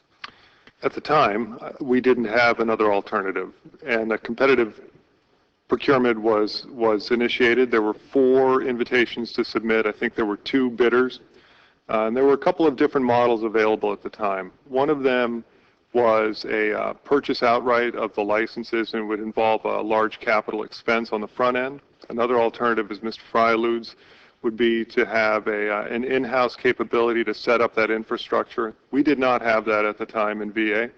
And then there was software as a service, which was the offer from FedBid. It offered very, very small capital outlay, $1, and effectively you're using a service that's hosted externally. It appeared risk averse at the time. 3% seems excessive at this point. Correct. So that's one of the things I think has been alluded. We have done an internal review again, based on some of the internal reviews. We saw the GAO report, and one of the things we looked at was, can we quantify the nature of the return, and does that 3% make it unattractive for us to use this? And until we can feel comfortable with that, we've asked to pause these. There are some existing procurements that will be completed. We've asked to add no new ones to our reverse auction process. Mr. Hanna? So, FedBid, no one bids against FedBid. They're out there 3%. You either hire them or you don't.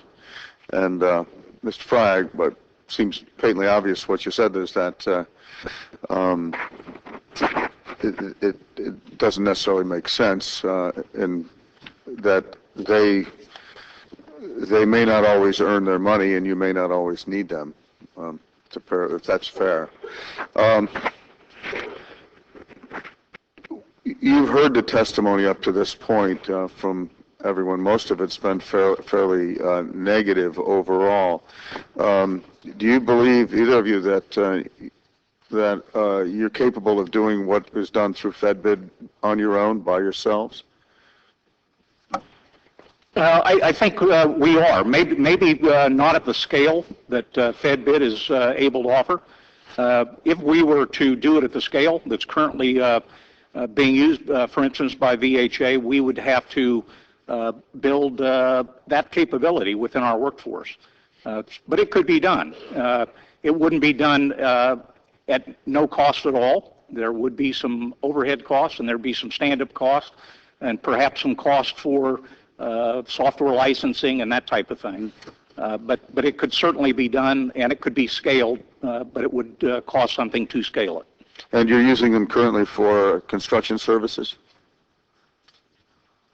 Before I answer the question, sir, Mr. Chairman, on the construction, one additional item, we use reverse auctions with the General Services Administration as well for our energy procurement. So natural gas, electricity, et cetera, we use other than FedBid for some of our reverse auction purchases. Just wanted to clarify that. For construction, we use them for what we consider are local, not complex construction services.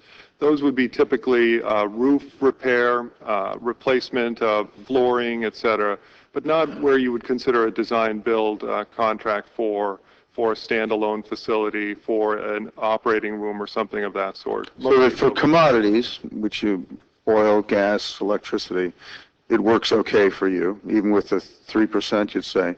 And for simple, basic construction, repair, maintenance, those kinds of things, it's worked okay for you? Reasonably okay. I mean, the few examples we have a starting price that we estimated a target of roughly $700,000.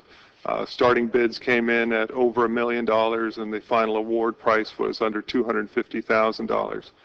I would actually agree with some of the prior testimony and feedback from some of the panel that you want to make sure that you've got a pool of qualified contractors for construction. And in some areas where we've used it has been where you've got a multiple award contract already in price. So you've taken care of the technical competency and you're using the auction process to drive down price.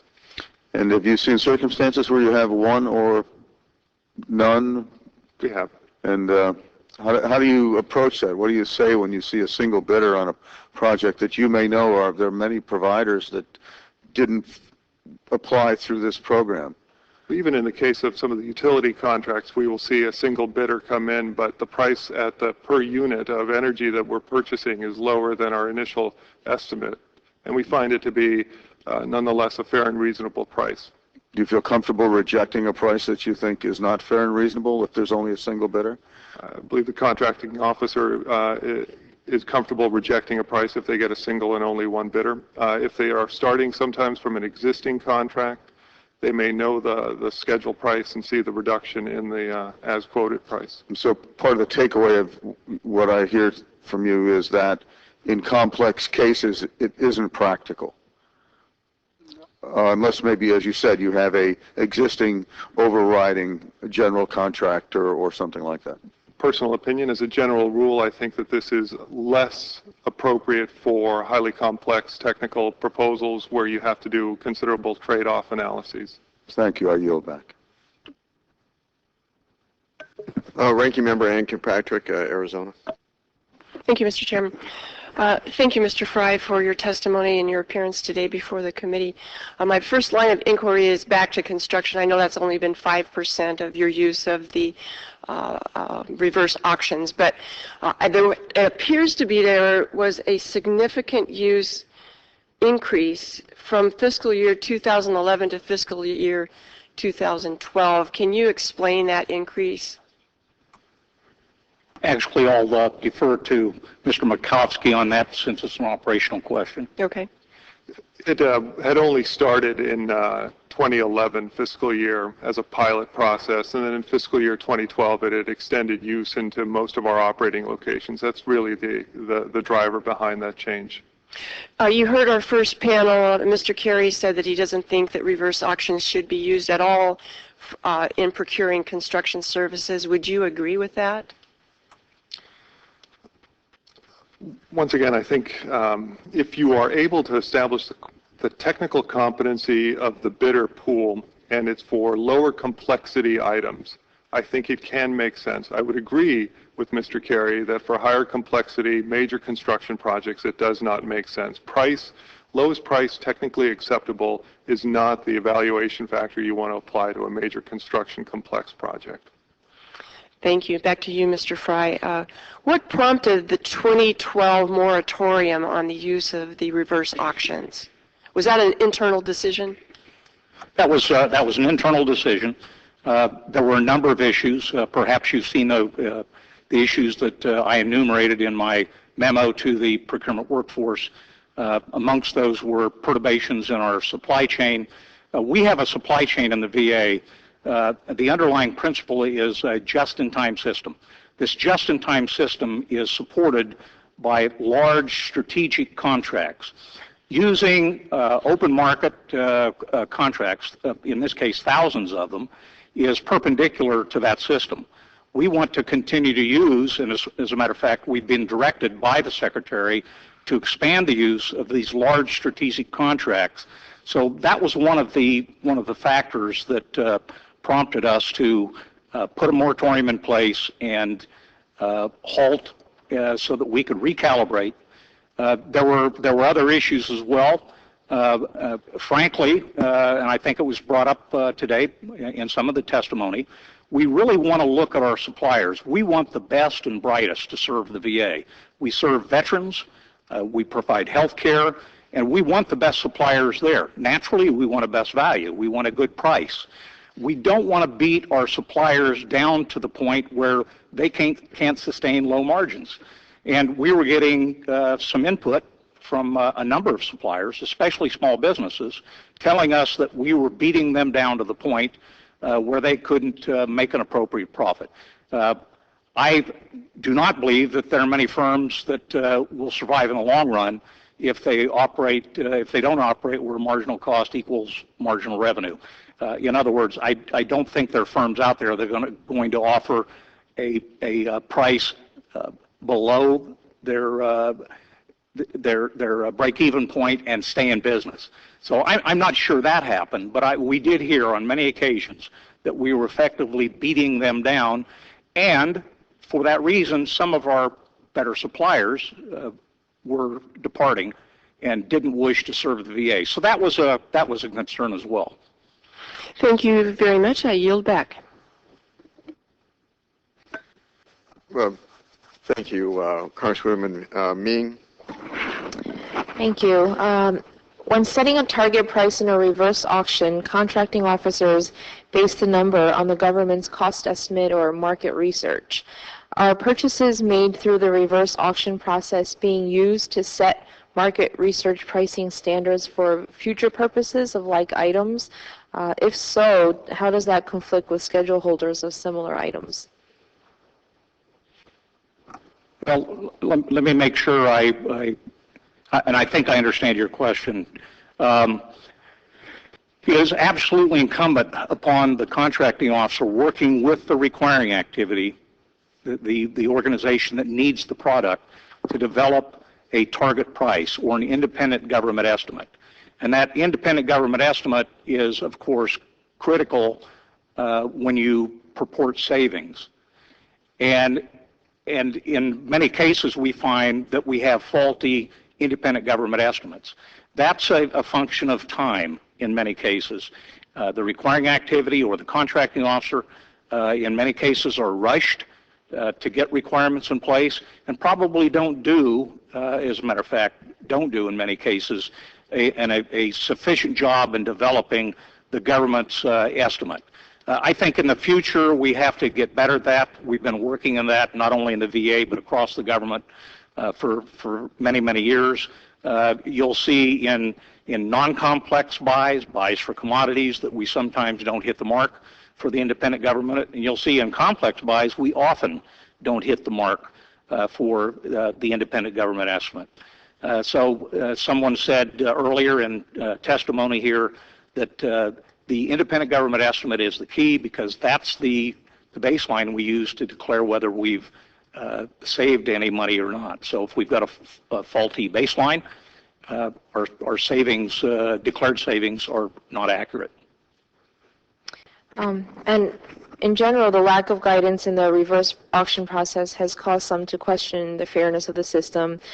Vendors are especially concerned with the fact that even after they go through the process, the contracting officer is not required to select the lowest bidder for award. How are your agencies ensuring that the process is fair and transparent? I would respond to that by saying that the contracting officer is always responsible for source selection, except in major high-dollar programs. But in everything we do using reverse auctions, the contracting officer is the source selection authority. They are required to determine the winner. They are required to declare a fair and reasonable price. They're required to document the file accordingly. So I've heard these allegations that this third party, in this case FedBid, was actually awarding the contracts. That is not the case, because the contracting officer is the person who executes the contract, signs the face of the contract, and obligates the government. Thank you. I yield back. Our thanks to the panel. You are now excused. I would like to recognize Chairman Hanna for his closing remarks. Thank you, Chairman Kaufman, and thank you to all our witnesses today. As we have heard, the way reverse auctions are currently structured does not promote competition as we intend and would like within the federal procurement area. My bill, H.R. 2751, takes a critical step towards to solve some of these unfair competitive issues. I look forward to working with my colleagues on the Veterans Affairs Committee on ways to further develop and expand this bill. And again, I thank you all for being here and yield back. Well, thank you, Mr. Hanna. It is important to note that this hearing was the product of a lengthy investigation into the inappropriate use of reverse auctions by federal agencies. We referred to a reverse auction provider named FedBid throughout the hearing due to its use by many federal agencies and repeated reference in the GAO report. But our focus was entirely on problems within the government, not with the operations of a private contractor. VA has begun reconsidering the circumstances in which it conducts reverse auctions. In March 2012, Jan Fry, VA Deputy Assistant Secretary for the Office of Acquisition and Logistics, suspended all use of FedBid due to a, quote, groundswell, unquote, of complaints from VA suppliers. At least one protest, potential increased cost, small business programs anomalies, and violations of our VA contract hierarchy, unquote. The suspension in 2012 lasted only 1 month because use of reverse auctions was reinstated due to significant political pressure. We have been notified today that VA's use of reverse auctions again has been suspended. Clearly, the use of reverse auctions is a matter of procurement policy solely in need of additional guidance. GAO has made recommendations in this regard, and OMB has indicated agreement. However, follow-through is necessary. Unfortunately, given VA's persistent failure to independently validate the use of reverse auctions, I hope that VA does not do anything to make matters worse. I ask unanimous consent that all members have 5 legislative days to revise and extend the remarks and include extraneous material. Without objection, so orders. I would like to once again thank all of our witnesses and audience members for joining in today's conversation. With that, this meeting is adjourned. Hearing is adjourned.